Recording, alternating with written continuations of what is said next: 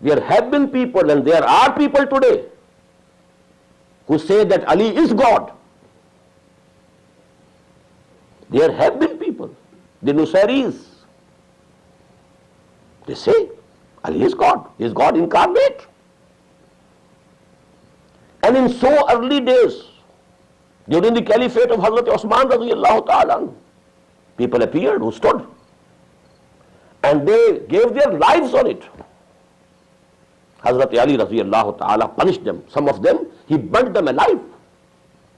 But they said, no, you are God. We claim you are God. You are only testing us. They gave their lives on this dogma. But nobody has said ever that Muhammad is God. Just have this, the difference, how great it is. Now let me point to another thing. You will find among the illiterate people, both Sunnis and Shias, both, calling, Ya Ali Madad. They want help from Ali. Have you ever heard Ya Muhammad Madad? Just imagine how Allah subhanahu wa ta'ala has protected Muhammad sallallahu alayhi wa sallam. Nobody says. So this is something very great, a very big blessing on this deen, on this ummah.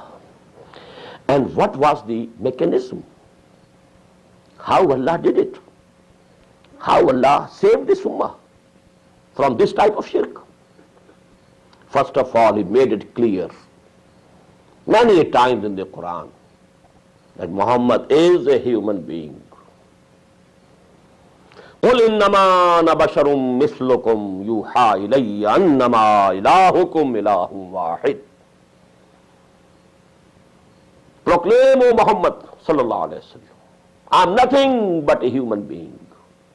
إِنَّمَا أَنَا بَشَرٌ مِثْلُكُمْ. إِنَّمَا is kalimatul hasr. I explain what is meant in Arabic by kalimatul hasr. I am only a human being. I am a bashar. قُلْ إِنَّمَا أَنَا بَشَرٌ مِثْلُكُمْ. Just like you. I am a human being, just like you. I was also born of human parents. I also feel hunger. The Prophet had also to tie a stone to his belly, 2 stones, during the battle of Ahzab, to be able to sustain, the hunger contractions, stomach contracting due to hunger. He had to do it. Even when he was stoned, blood oozed out of his wounds. When he was injured in the face, blood gushed out like anything from his face. And he also was, for some time, he was unconscious.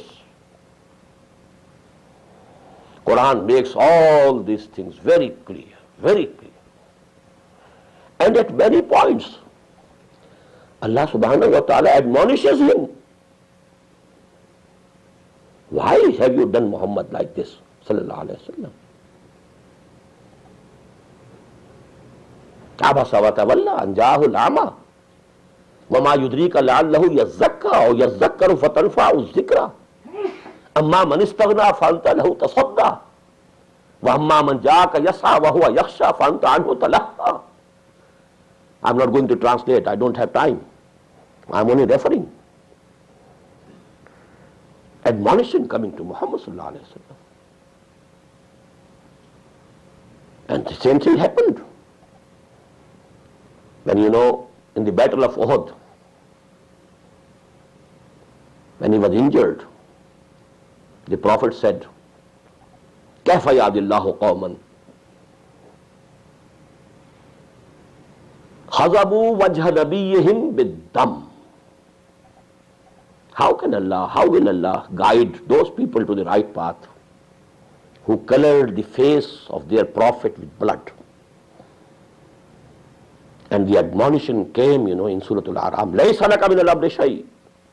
O Muhammad sallallahu alayhi wa sallam, You don't have any authority in your hand. Imma yu'azzibuhum. It's in our authority. Maybe we punish them. Maybe we forgive them. You can't say this. إِنَّكَ لَا تَهْدِي مَنْ أَحْبَبْتَ وَلَكِنَّ اللَّهَ يَهْدِي مَنْ يَشَاءُ. Oh Muhammad, it's not in your hand, your capacity, your authority to guide anybody to the right path. It's the prerogative of Allah subhanahu wa ta'ala. Only He guides. Had He the power or authority to guide anybody to the right path, at least Abu Talib couldn't have gone from this world without having Iman and without reciting the kalma of Shahada. So these things, have been so repeatedly, so clearly mentioned in the Quran that Muhammad sallallahu alaihi wasallam was saved. Nobody said that he is son of Allah. Nobody said he is Allah incarnate. It's the biggest blessing, the biggest mercy of Allah subhanahu wa ta'ala on this ummah, on this deen. And secondly, Muhammad himself, over of that, whatever I have said from the Quran, over and above that, the Prophet sallallahu alaihi wasallam himself, he was so cautious. He didn't like the Sahaba, the companions, to stand, when he came, honoring him or respecting him. Don't stand. And he didn't have any special position when he was sitting, just like other Muslims. He didn't have any special rug under him, or somebody, having some fan in his hand. Nothing. He was just like a human being, just like another Sahaba. And at times it became difficult for a visitor, newcomer, to identify who is Muhammad in this congregation, sallallahu alaihi wasallam. He kept himself at that level. And let me quote a hadith here, and that would be the end of this session. Once a Sahabi said, there was something going on. Ma sha Allah wa ma shaita. Let it be as Allah wants and you want. Ma sha Allah wa ma shaita. As Allah wishes and as you wish. The Prophet ﷺ stopped him there and then. Ajaltani lillahi niddan. Have you made me equal to Allah? Only the Mashiach of Allah works.